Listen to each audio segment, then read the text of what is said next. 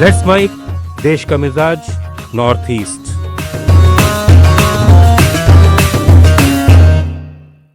Let's mic देश का मिजाज और खबरें उत्तर पूर्व से।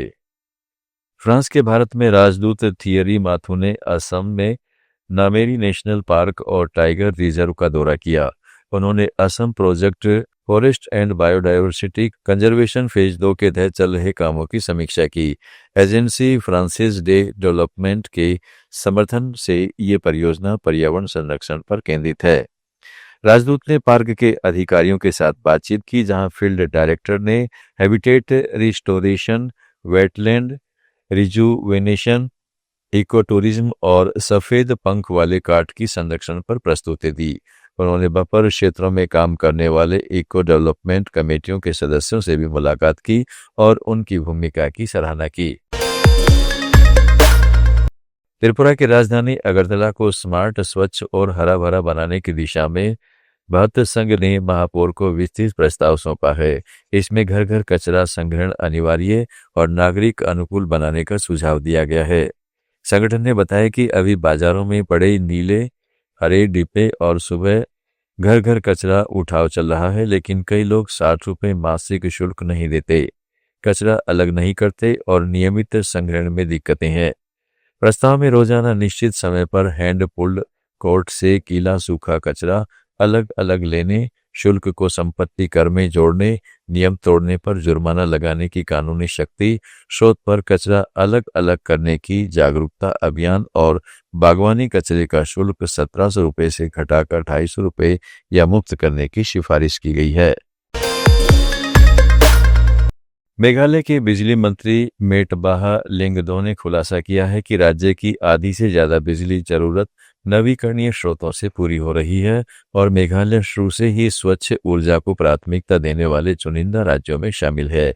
गुवाहाटी में उत्तर पूर्वी क्षेत्रीय नवीकरणीय ऊर्जा कार्यशाला में उन्होंने बताया कि राज्य में 3000 मेगावाट जल विद्युत, 80 मेगावाट पवन और 1000 मेगावाट से अधिक सौर ऊर्जा की संभावना है। मेघालय पावर जनरेशन कॉरपोरेशन पूरी तरह ग्रीन एनर्जी से 367 मेगावाट पैदा कर रहा है। मुख्यमंत्री सौर मिशन के तहत 3500 ग्रामीण घरों, 1600 से ज्यादा स्कूलों और स्वास्थ्य केंद्रों में सौर प्रणाली लगाई गई है।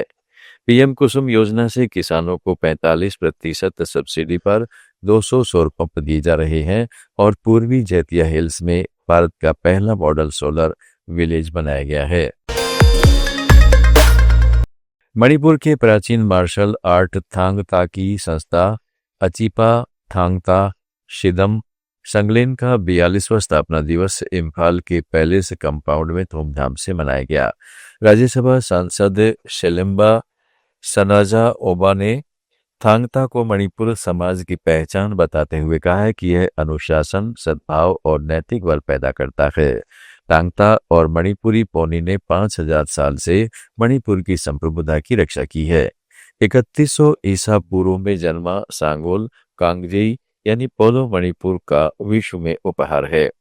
हालांकि चिंता जताते हुए सांसद ने कहा है कि मणिपुरी पौनी की संख्या अब 1000 से कम रह गई है, इसलिए इसे राज्य पशु घोषित कर संरक्षण किया जाना चाहिए। कार्यक्रम में युवा कलाकारों ने शानदार सांस्कृतिक प्रस्तुतियां दी। मिजोरम के लुंगलेई जिले में कर्णाफुली नदी से बीएसएफ के सागवान के 28 लट्टे जब्त किए। इन्हें तस्करी के जरिए बांग्लादेश ले जाया जा रहा था। एंटी इन्फिल्ट्रेशन डायरेक्टरेट की 152 बटालियन ने खुफिया जानकारी के आधार पर यह कार्रवाई की। बीएसएफ के आधिकारिक ट्वीट के अनुसार यह कंसाइनमेंट नदी मार्ग से सीमा पार कराने वाला था, लेकिन जवानों ने इसे रोक दिया। नागालैंड के मुख्यमंत्री और नगा पीपुल्स फ्रंट के अध्यक्ष नेफियो रियो ने कोहिमा में फ्रंट के नए सेंट्रल ऑफिस का उद्घाटन किया।